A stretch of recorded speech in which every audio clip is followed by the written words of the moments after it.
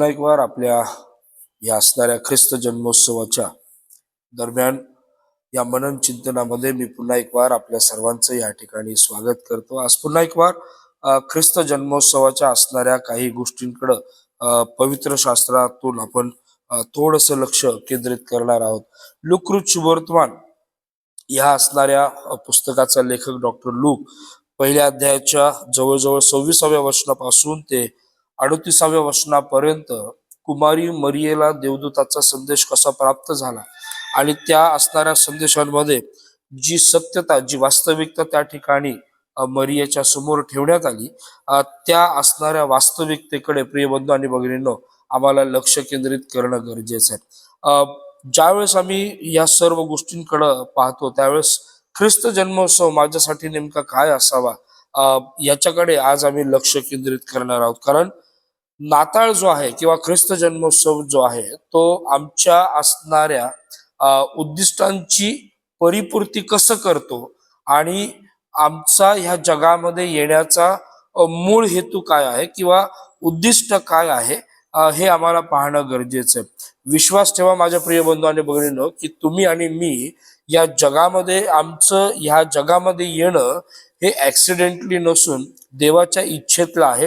देवाच्या सार्वभौम असणाऱ्या इच्छेमध्ये आमचं जगामध्ये येणं आहे आणि म्हणून ज्यावेळेस आम्ही ह्या सर्व गोष्टींकडे प्रिय बंधू आणि भगिनींनो लक्ष केंद्रित करतो त्यावेळेस आम्हाला हे समजून घेणं गरजेचं आहे की ख्रिस्त जन्मोत्सवामध्ये किंवा ह्या असणाऱ्या सणाच्या द्वारे अनेक उद्दिष्टांची परिपूर्ती होत असताना आम्हाला त्या ठिकाणी दिसत आहे। आणि जर देवानं आम्हाला एका विशिष्ट उद्देशाने ह्या जगामध्ये पाठवलेला आहे तर आम्हीही हा प्रयत्न करणं गरजेचं आहे की माझ्या जीवनाच्या द्वारे देवानं देव केलेल्या उद्दिष्टांची पूर्णता मला कशी नेता येईल। डॉक्टर रवी झकेरेस अनेक वेळेस त्यांच्या लेक्चर्स मध्ये म्हणा किंवा त्यांच्या असणाऱ्या संदेशामध्ये जर आम्ही ऐकलं तर ते वारंवार एक गोष्ट अनेकांना विचारत असतात की मी या पृथ्वीवर का आहे आणि माझा या पृथ्वीवर जगण्याचा उद्देश काय आहे। डॉक्टर बिली ग्रॅहम सुद्धा अशा प्रश्नांना अनेक वेळेस त्यांनी त्यांच्या क्रुसेड्स मध्ये विचारताना आम्ही ऐकलेलं आहे, पाहिलेलं आहे। प्रिय बंधू आणि भगिनींनो जोपर्यंत आम्हाला आमच्या जीवनाचा जन्म पावल्यानंतरचा उद्देश जर आम्हाला माहित नाही तर आमचं जे जीवन आहे हे व्यर्थ आहे। आणि म्हणून ज्यावेळेस आम्ही ख्रिस्त जन्मोत्सवाकडे या दिवसांमध्ये जर पाहत आहोत आम्हाला हे समजून घेणं गरजेचं आहे माझंही जीवन हे उद्दिष्ट विरहित नाहीये, माझं जीवन हे ऍक्सिडेंटली नाहीये, ते उद्देशांना नटलेलं आहे, उद्देशांनी परिपूर्ण आहे।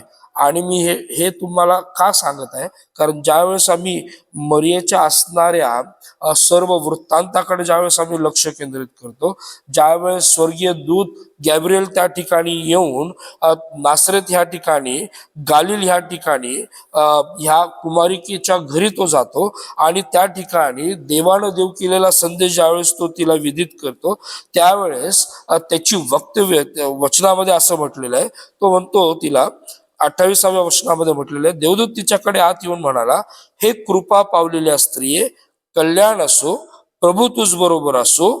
या बोलण्याने तिच्या मनात खळबळ उडाली आणि हे अभिवचन काय असेल याचा ती विचार करू लागली। देवदूताने तिला म्हटले, मरिये भिवू नको, कारण देवाची कृपा तुझ्यावर झाली आहे।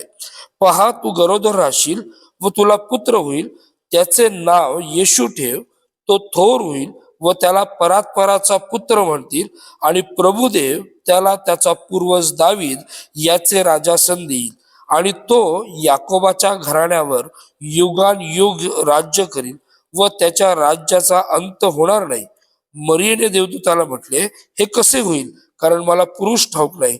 देवदूताने उत्तर दिले, पवित्र आत्मा तुझ्यावर येईल आणि परात्पराचे सामर्थ्य तुझ्यावर छाया करील। या कारणाने त्याचा जन्म होईल, त्याला पवित्र देवाचा पुत्र असे म्हणतील। पहा तुझ्या नात्यातली अलिशिबा हिलाही म्हातारपणी पुत्र गर्भ राहिला आहे। आणि पुढे 38व्या वचनामध्ये आपण जर पाहिलं तर मरिया ह्या सर्व वृत्तांताला ऐकल्यानंतर एक महत्वाचं वक्तव्य ती ह्या ठिकाणी करते आणि ती म्हणते, तेव्हा मरिया म्हणाली, पहा मी प्रभूची दासी, आपण सांगितल्याप्रमाणे मला होवो। मग देवदूत तिच्यापासून निघून गेला. प्रिय बंधू आणि भगिनींनो, सांगण्याचा उद्देश याच्या पाठीमाग एकच आहे, आणि तो म्हणजे ज्यावेळेस देव सर्वसमर्थ परमेश्वर त्याची योजना घेऊन त्याच्या कार्यासाठी आमच्याकडे येतो, आमचं कर्तव्य हे आहे की त्यानं नेमस्त केलेल्या उद्देशांमध्ये, त्यानं देव केलेल्या एका मॅन्डेटमध्ये आम्ही आमचं समर्पण करावं. मरियेला ज्यावेळेस आम्ही पाहतो, मरियेला देवदूत तिच्या संगती बोलत असताना तो कृपा पावलेली स्त्री, प्रभू तुझ बरोबर असो, ही कृपेमध्ये वाढणारी मरिया आहे.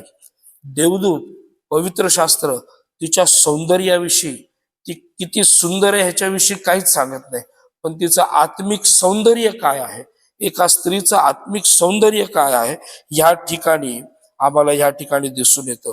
आणि म्हणून मरियेला कृपा पावलेली स्त्री म्हटलं, देव तुझ्या बरोबर असं म्हटलं. त्या ठिकाणी म्हटलं की पवित्र आत्मा तुझवर येईल आणि परात्पराची छाया तुझवर प्रगट त्या ठिकाणी होईल. आणि म्हणून या सर्व गोष्टी बघितल्यानंतर आम्ही एकच गोष्ट आमच्या जीवनातून, आमच्या विचारातून आम्ही लक्षात घेणं गरजेचे प्रिय बंधू आणि भगिनींनो, आणि ती म्हणजे माझ्या जीवनाच्या द्वारे देवाने जी योजना सिद्ध केलेली आहे, त्या योजनेमध्ये मला स्वतःचं समर्पण करणं गरजेचं आहे. या मरियेनं त्या ठिकाणी ती म्हणते, मी प्रभूची दासी, आपण सांगितल्याप्रमाणे मला हो. प्रभूला थोर मानणारी, जो देव तिचा तारणार आहे. मरियेचं स्तोत्र जर आम्ही वाचलं तर त्या ठिकाणी म्हणते, माझा जीव प्रभूला थोर मानतो. कितीतरी सुंदर वक्तव्य ती त्या स्तोत्रामध्ये त्या ठिकाणी करते. प्रिय बंधू आणि भगिनींनो, विशेष करून बहिणींनो, मरियेचं आम्हाला जगिक सौंदर्य या ठिकाणी दिसत नाही, पण तिचं आत्मिक सौंदर्य जे आहे ते भरभरून लुकृत ह्या ठिकाणी सांगतो. आणि म्हणून त्या दैवी उद्दिष्टांना परिपूर्ण कसं करता येईल यासाठी या मरियेनं स्वतःचं समर्पण केलं. आणि म्हणून प्रिय बंधू आणि भगिनींनो, मला आज तुम्हाला हेच सांगायचंय, काय मी देवाच्या योजनेचा एक भाग आहे का? देव त्याच वेळेस आमच्या जीवनामध्ये एखादी योजना देतो ज्या वेळेस आम्ही देवाच्या त्या सार्वभौम कृपेच्या अधीन राहतो. प्रिय बंधू आणि भगिनींनो, मरियेला म्हटलं गेलं, हे कृपा पावलेल्या स्त्रिये, तिला म्हटलेले, you have found favour with God.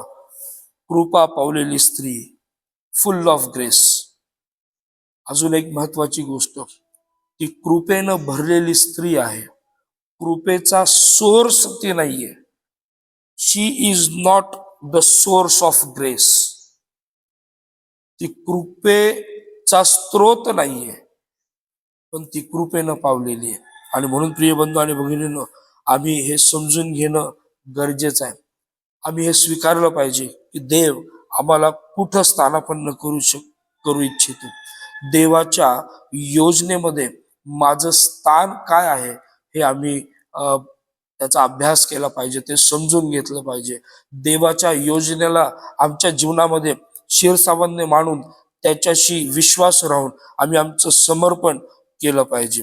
ज्यावेळेस आम्ही प्रभूला समर्पित होतो, ज्यावेळेस आम्ही प्रभूला त्याच्या योजनेमध्ये आम्ही सहभागी होतो, त्यावेळेस प्रभू आम्हाला त्याच्या असणाऱ्या उद्दिष्टांना आमच्या जीवनामध्ये लागू करायला सुरुवात करतो. त्याच्या योजनेमध्ये आम्हाला स्थिरतेचं स्थान त्या ठिकाणी मिळतं. त्याच्या योजना तो त्या ठिकाणी आम्हाला कळवत राहतो, सांगत राहतो. मरियेला त्याने त्याची योजना सांगितली, मरियेला त्याने त्याचे उद्दिष्ट त्या ठिकाणी विदित केले. आणि म्हणून प्रिय बंधू आणि भगिनींनो, नाताळाचा सण, ख्रिस्त जन्मोत्सव माझ्यासाठी जर काय आहे तर देवाच्या योजनेमध्ये माझं समर्पण होणं आहे.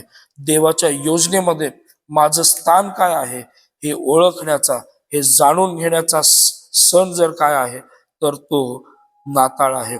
एवढंच केवळ नाही, देवाची योजना जशी आहे तशी माझ्या जीवनामध्ये स्वीकारणं म्हणजे ख्रिस्त जन्मोत्सव आहे.